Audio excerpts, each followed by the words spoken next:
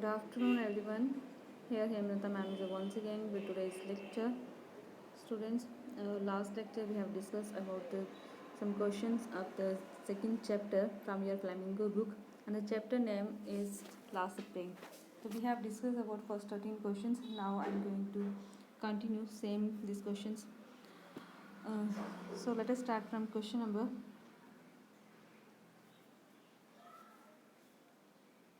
14. And the question number 14 is, what is the city of the Firozabad famous for? कि फिरोज़ाबाद की जो city है वो किसके लिए फेमस है? तो Firozabad is famous for its bangles. Every other family is engaged in making bangles. It is the center of the India's glass blowing industries. It makes bangles for all the women of the land. तो ये जो उन्होंने कहा कि city जो है ये famous किसके लिए है? बैंगल्स के लिए. यहाँ पे हर कोई जो है वो बैंगल मेकिंग का काम करता है. और ये सेंटर है, इंडिया का सेंटर है किस चीज़ का? ग्लास ब्लोइंग इंडस्ट्रीज़ का. तो कहते हैं कि जितनी जो मतलब वुमेंस हैं वो यहाँ पे क्या करती हैं, उनकी जो बैंगल्स बनाई जाती है वो यहाँ पर बनाई जाती हैं. तो बेटा इसके कुछ जो इंपॉर्टेंट क्वेश्चन हैं वही मैं आप लोगों के साथ डिस्कस करूँगी. जो इतने इंपॉर्टेंट नहीं है उन्हें मैं डिस्कस नहीं करूँगी. नेक्स्ट क्वेश्चन इसका, mention the hazards of the working in the glass bangle industries.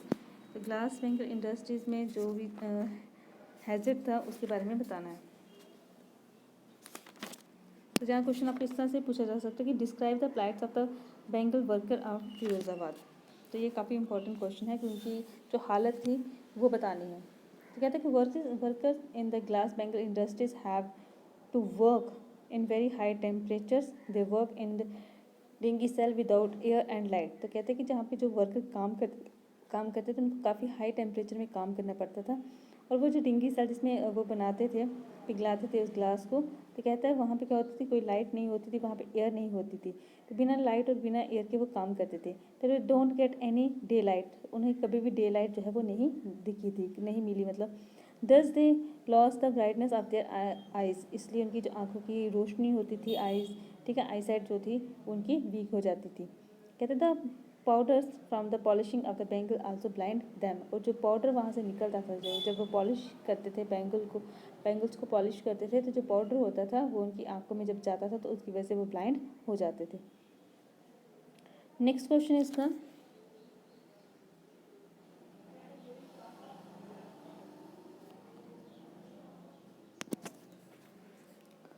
How is Mukesh different from the other bangle makers of Firozabad. तो जो मुकेश था वो कैसे उनसे डिफरेंट था. आपको क्वेश्चन इस तरह से पूछा जा सकता है, जहाँ आपको क्वेश्चन पूछा जा सकता है कि how is Mukesh attitude to the situation different from that of his family. कि उसकी फैमिली से उसकी जो एटीट्यूड था वो कैसे डिफरेंट था. Who is Mukesh, what is his dream. तो इस तरह से क्वेश्चन पूछा जा सकता है. तो कहते हैं Mukesh belongs to the family of the bangle makers. वो बैंगल मेकर्स की फैमिली से रिलेटेड था. These peoples think of its god given lineage. तो ये जो सोचते थे कि ये हमारी गॉड गिवन लीनेज है, मतलब हमें गॉड से ये मिला हुआ है, हम किस्मत में ही यही लिखवा के लाए हैं, हमारी किस्मत में इतना ही है, ये लोग ये समझते थे. कहते हैं but Mukesh want to be his own master. लेकिन मुकेश जो है वो अपना मास्टर खुद बनना चाहता था. He wants to become a motor mechanic. He wants to break away from the family tradition. तो वो मोटर मैकेनिक बनना चाहता था, जो उसकी फैमिली का एक ट्रेडिशन था उसे वो ब्रेक करना चाहता था. तो उसकी फैमिली जब वहाँ पे क्या था कि सारा जो मतलब जनरेशन टू जनरेशन उनको यही काम करना होता था, बैंगल मेकिंग का ही काम करना होता था. लेकिन जो मुकेश है उसके कुछ ड्रीम जो थे वो डिफरेंट थे, अपनी फैमिली से डिफरेंट थे. तो उसकी फैमिली जो है वो क्या सोचती थी कि हमारी किस्मत में यही चीज़ लिखी है कि हम क्या करें, बैंगल बना के जितना हमें खाना मिलता है वही हम खाएंगे. मतलब हमारी लाइफ ही भगवान ने इस तरह से लिखी है, हमारे नसीब में ही भगवान ने यही इतनी ही लिखा है जितना हमें मिल रहा है. तो वो कोशिश ही नहीं करते थे कुछ और डिफरेंट करने का. तो मुकेश जो था, मुकेश इनसे थोड़ा सा डिफर था. तो वो क्या बनना चाहता था, वो मोटर मैकेनिक बनना चाहता. अदरवाइज़ यहाँ पे और कोई भी कोई मतलब दूसरा कोई काम होगा तो वो नहीं करना चाहता था. तो मुकेश के सपने क्या थे, वो एक मोटर मैकेनिक बनना चाहता था. और वो यहाँ का जो ट्रेडिशन था उसकी फैमिली का, उस चीज़ को ब्रेकआउट करना चाहता था. नेक्स्ट क्वेश्चन है इसका,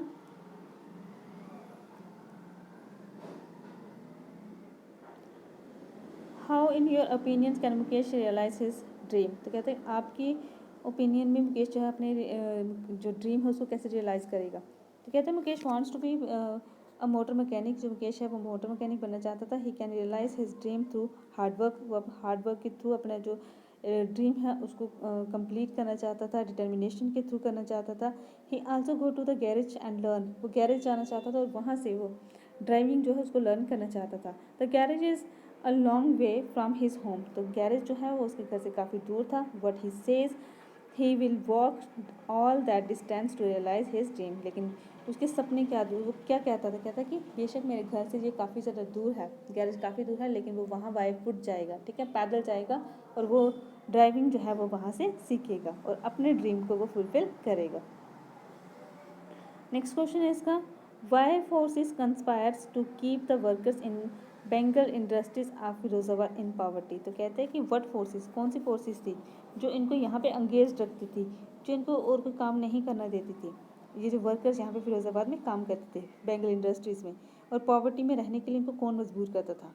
तो why does the authors say that the bangles makers are catch in the vicious web, तो ये क्वेश्चन इस तरह से पूछा जा सकता है कि Y does the author says, author ने क्यों कहा कि जो बेंगल मेकर्स हैं वो कैच हैं किसमें, विजियस वेब में, ठीक है, ये जो लोग हैं उनके एक वेब, एक जाल उन्होंने जो बनाया हुआ है उसमें इन लोगों को फंसाया हुआ है।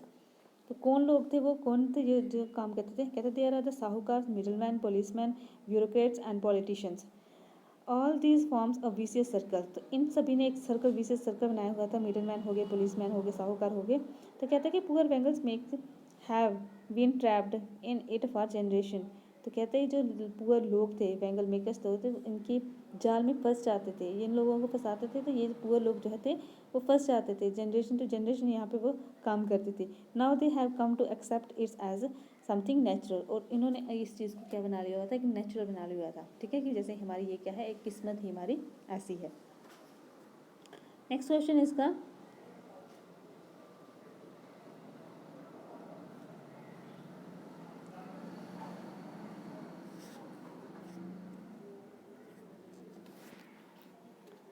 It is his Karma, his dynasty, what is the attitude of the Mukesh family towards this there situation, तो कहता है कि मुकेश, उसने इसकी ग्रैंड मदर ने कहा था कि ये हमारा कर्मा है, ये ही हमारी डेस्टिनी है। तो what is the attitude of the Mukesh family, Mukesh की फैमिली का क्या एटीट्यूड था इस सिचुएशन को लेके। कहता है Mukesh grandmother says that their husband, her husband belongs to a family of the bangle makers, कि उसका हस्बैंड जो है बेंगल मेकिंग की फैमिली से बिलोंग करता था।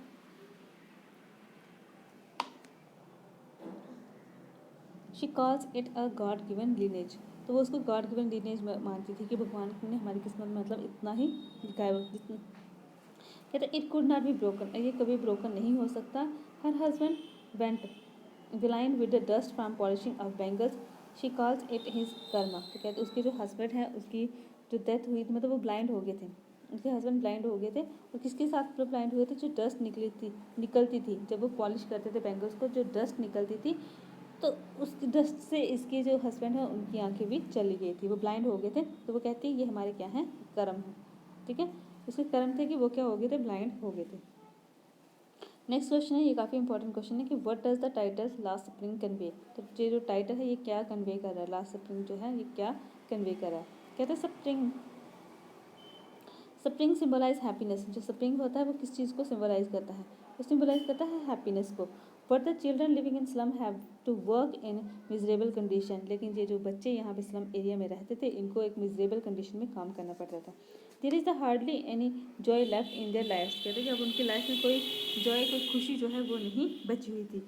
दस through the title last springs the writers wants to convey the dark and dreary life of the slum drivers, तो इसके थ्रू वो मैसेज कन्वे करना चाहता था, उनकी लाइफ के बारे में बताना चाहता था कि यहाँ के बच्चों की जो लाइफ है वो कैसी है। ऐसे बच्चों को किसके साथ कंपेयर किया जाता है, किस सीज़न के साथ कंपेयर किया जाता है, स्प्रिंग सीज़न के साथ। क्यों? क्योंकि सबसे अच्छा सीज़न माना जाता है स्प्रिंग, और सबसे अच्छी जो लाइफ होती है, एक टाइम होता है हमारी लाइफ का, वो हमारा माना जाता है बचपन का, इसलिए उसके साथ कंपेयर किया जाता है। तो जब बच्चे यहाँ पे इस तरह से जी रहे हैं, उनकी लाइफ इस तरह से इतनी मिजरेबल लाइफ है उनकी, तो इसलिए यहाँ पे पोइट ने जो है वो लॉस्ट स्प्रिंग कहा है, ठीक है, इसलिए इसको यहाँ पे कहा गया है लॉस्ट स्प्रिंग, उनकी लाइफ को देखकर।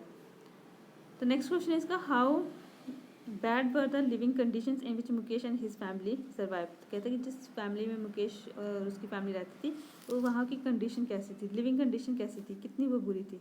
तो कहता है Mukesh house was in a slum area, Mukesh का हाउस कहाँ पे था, एक स्लम एरिया में था। It was like a half build shack, half build shack की तरह था। Her father was a poor bangle makers, even after long years of the hard labours he had failed to renovate his house. तो कहते हैं उसके father जो थे एक पुअर बैंगल मेकर्स थे, काफ़ी ज़्यादा हार्ड लेबर उसने की थी अपनी लाइफ में, फिर भी वो अपने घर को रेनोवेट नहीं कर पाए। He could not send his two sons to school. जो उसके सन थे, उसके दो बेटे थे, उसको भी वो स्कूल में नहीं भेज पाए। And Mukesh grandfather has gone blind due to bangle polishing. और जो मुकेश के ग्रैंडफादर थे वो ब्लाइंड हो चुके थे। किसके कारण वो हुए थे? वो हुए थे जो बैंगल्स को वो पॉलिशिंग करते थे, तो उसकी वजह से वो ब्लाइंड हो चुके हुए थे। नेक्स्ट क्वेश्चन इसका, ये काफ़ी इंपॉर्टेंट क्वेश्चन है, लॉन्ग क्वेश्चन है ये, कि Seemapuri a place on the periphery of the Delhi yet miles away from it, metamorphically explain. तो कहता है कि ये जो सीमापुरी एरिया है इसको आपने बताना है कि इससे काफ़ी ज़्यादा दूर है, तो इसको एक्सप्लेन करना है। जहाँ आप इस तरह क्वेश्चन इस तरह से पूछा जा सकता है कि give an brief account of the life and activity of the peoples like a Sahib Alam settle in Seemapuri. आपने लाइफ और एक्टिविटी के बारे में बताना है, जैसे साहिब आलम जहाँ पे रहता था उस एरिया की। तो साहिब आलम कहाँ रहता था? सीमापुरी। और मुकेश कहाँ रहता था? फिरोजाबाद।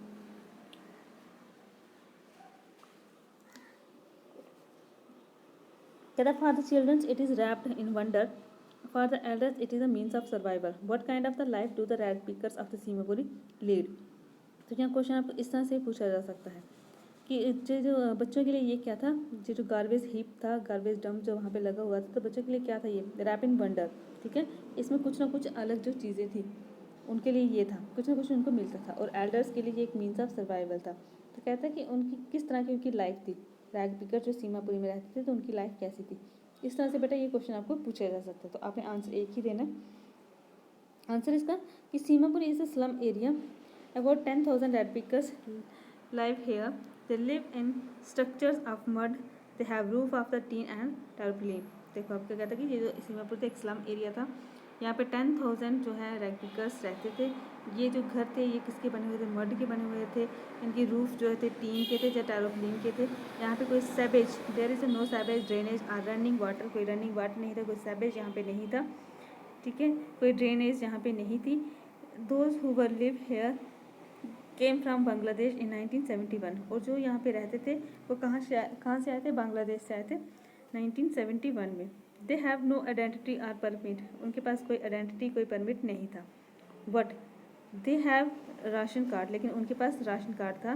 दे have their names on voter list, उनके वोटर लिस्ट के ऊपर भी नाम था। और ये कौन डालते थे? ये भी जो पॉलिटिशियंस होते, जो लीडर होते हैं, वो डालते थे किस लिए? सिर्फ वोट लेने के लिए। इन लोगों को एक एक कार्ड जो है वोटर कार्ड ये वो दे दिया हुआ था, प्लस इन लोगों को जो है वोटर लिस्ट में नाम डाल दिया था। अदरवाइज इनके पास कोई परमिट नहीं था, कोई इनके पास कोई आइडेंटिटी नहीं थी। कहता to them for them food is more important than anything else. और इन लोगों के लिए फूड ज़्यादा इंपॉर्टेंट था, किसी आइडेंटिटी से भी ज़्यादा इनके लिए क्या इंपॉर्टेंट था? फूड इंपॉर्टेंट था। कहता है they pitch their tent wherever they can find food, और ये वहीं पर चले जाते थे जहाँ पे इनको कुछ खाने के लिए मिलता था। For them rag picking means survival. कहते हैं इन लोगों के लिए रैग पिकिंग क्या था? एक सर्वाइवल था। Garbage to them is gold, garbage इन लोगों के लिए गोल्ड था, बिकॉज इन लोगों को अपने मतलब की जो चीज़ें होती थी उनको वह यहाँ पे जहाँ से फाइंड आउट करके तो फिर मार्केट में उसको जाके बेचते थे और फिर वो पैसा कमाते थे। तो ये क्या था? उनका एक डेली ब्रेड था। तो it is a roof over their head. कहते हैं for children it is even more, कि कहते हैं कि बच्चों के लिए ये काफ़ी कुछ था। For them it is a thing wrap in wonder. कहते हैं उनके लिए एक ऐसी चीज़ थी जो क्या है, मतलब जिसमें कुछ ना कुछ नई चीज़ें होती हैं। तो इस तरह एक ये बंडल था, रैप किया हुआ कोई चीज़ थी जिसको वो फाइंड आउट करते थे, जिसको वो मतलब ढूंढते रहते, सर्चिंग करते रहते, जिसमें कोई कुछ ना कुछ उनको मिलता था। तो कहते हैं कि when they find a silver coin in a heap of garbage they don't stop probing it. वो जब भी उनको कोई कॉइन वहाँ से मिल जाता था तो वो कभी भी इसको स्टॉप नहीं करते थे, गार्बेज को सर्चिंग करना वो कभी भी स्टॉप नहीं करते थे। तो कहते they have always a hope of finding more, और उनको हमेशा ये होप होती थी कि शायद हमें कुछ और भी कॉइन यहाँ से मिल जाए। तो बच्चों के लिए ये क्या था? ये था उनके लिए कि रैप ऑफ वंडरिंग, मतलब कुछ ना कुछ चीज़ें यहाँ से उनको मिलती थी, कुछ ना कुछ नई चीज़ें यहाँ से मिलती थी इस ढेर से। और जो उसके पेरेंट्स थे उनके लिए ये क्या था? मीन्स ऑफ सर्वाइवल, कि जीने की एक वजह जिसे हम कहते हैं, तो वो उसके पेरेंट्स के लिए थी। तो बेटा ये इसके कुछ इंपॉर्टेंट क्वेश्चंस थे। तो नेक्स्ट लेक्चर में भी हम इसके इंपॉर्टेंट क्वेश्चन जो हैं उन्हें ही डिस्कस करेंगे। जैसे यहाँ पे right a brief note on the town of the Firozabad के जो टाउन है वो कैसा था, ये क्वेश्चन हो गया।